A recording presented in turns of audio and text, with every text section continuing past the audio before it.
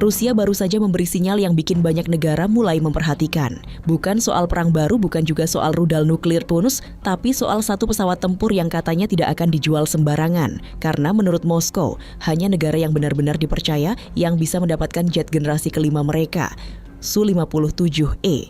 Dan pertanyaannya sekarang, kalau suatu hari Indonesia ingin masuk ke daftar itu, apakah kita benar-benar siap?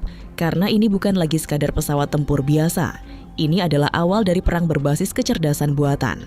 Dan jujur saja, perubahan ini mungkin jauh lebih berbahaya daripada yang banyak orang kira.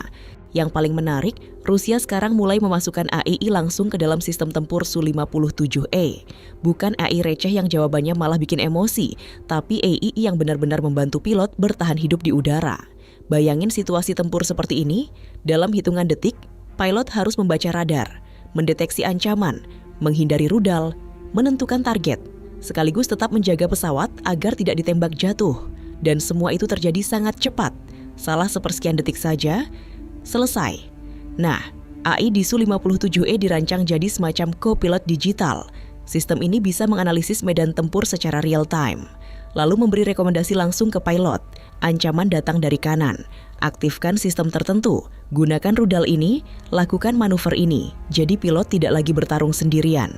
Dan ini bagian yang mulai bikin banyak analis militer waspada, karena kalau AI makin pintar, maka kecepatan manusia dalam mengambil keputusan bisa kalah. Dan di perang udara, yang kalah cepat biasanya tidak sempat pulang.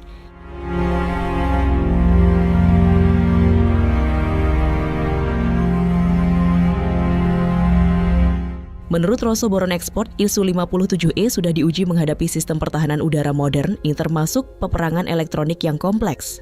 Artinya, Kyoto ini bukan jet yang cuma kelihatan ganas di brosur pameran. Ini seperti petarung yang sudah pernah masuk ring, dan kemampuan tempurnya juga fleksibel, bisa menyerang jet lawan, markas darat, bahkan kapal perang, siang bisa, malam bisa, cuaca buruk pun tetap jalan. Kalau diibaratkan, ini bukan Swiss Army knife. Ini gudang senjata yang bisa terbang. Dan yang bikin lebih menyeramkan, target bisa dihantam bahkan sebelum sadar siapa yang menyerang. Nah, disinilah pembahasannya mulai menarik buat Indonesia. Karena beberapa tahun terakhir, Indonesia memang sedang sibuk memperkuat kekuatan udara. Ada Rafale dari Prancis, ada pembicaraan F-15EX dari Amerika, dan hubungan lama dengan alutsista Rusia juga belum benar-benar hilang. Tapi kemunculan Su-57E memberi pesan yang jauh lebih besar, bahwa masa depan perang bukan cuma soal beli jet mahal, tapi siapa yang mampu menguasai teknologi perang masa depan. AI, data link, radar modern, drone tempur, peperangan elektronik, semua sekarang mulai terhubung menjadi satu ekosistem. Dan jujur saja, kalau cuma fokus pada jumlah pesawat, tanpa memikirkan sistem tempurnya, itu seperti beli mobil sport mahal, tapi navigasinya masih nyasar ke sawah. Apalagi kawasan Asia Pasifik sekarang makin panas, Laut Cina Selatan masih tegang, negara-negara sekitar terus memperkuat militer, dan semua pihak mulai bersiap menghadapi era perang generasi baru.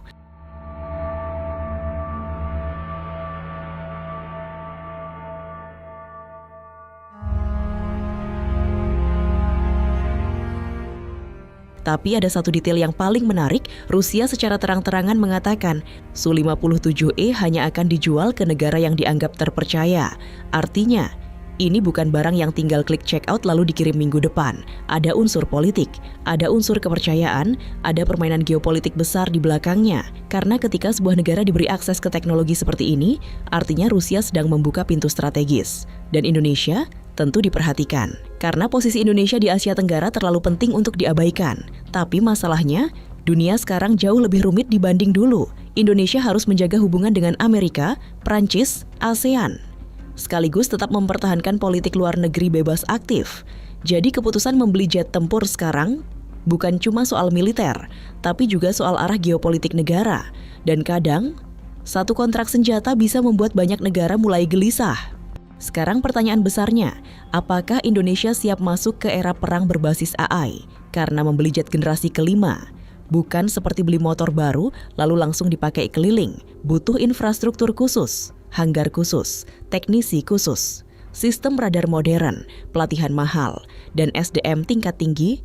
Pilot generasi baru bahkan bukan cuma penerbang. Mereka harus jadi operator digital, analis taktis, sekaligus pengambil keputusan super cepat. Dan tentu saja, ada satu hal yang selalu jadi tembok paling berat, anggaran. Karena harga jet tempur modern bukan cuma mahal saat dibeli berdiem, tapi juga mahal untuk dipelihara. Yang ikut terbang bukan cuma pesawatnya, tapi juga biaya operasionalnya. Su-57E memberi satu pesan yang sangat jelas. Perang modern sedang berubah. Ini bukan lagi soal siapa paling cepat, tapi siapa paling pintar. Dan mungkin, di masa depan, pilot manusia bukan lagi pemain utama. Karena perang bisa dijalankan drone AI dan sistem otomatis tanpa suara. Pertanyaannya sekarang, kalau era itu benar-benar datang lebih cepat dari perkiraan, apakah Indonesia sudah siap? Atau kita baru mulai sadar saat semua negara lain sudah lebih dulu masuk ke masa depan? Kalau menurut kalian, Indonesia lebih cocok fokus ke Rafale, F-15EX, atau justru mulai melirik teknologi tempur berbasis AI seperti ini? Tulis pendapat kalian di komentar. Dan kalau suka konten militer dengan pembahasan serius tapi tetap santai kayak gini, subscribe sekarang. Karena di dunia pertahanan, kadang ancaman paling berbahaya datangnya bukan dari yang paling keras, tapi dari yang paling diam.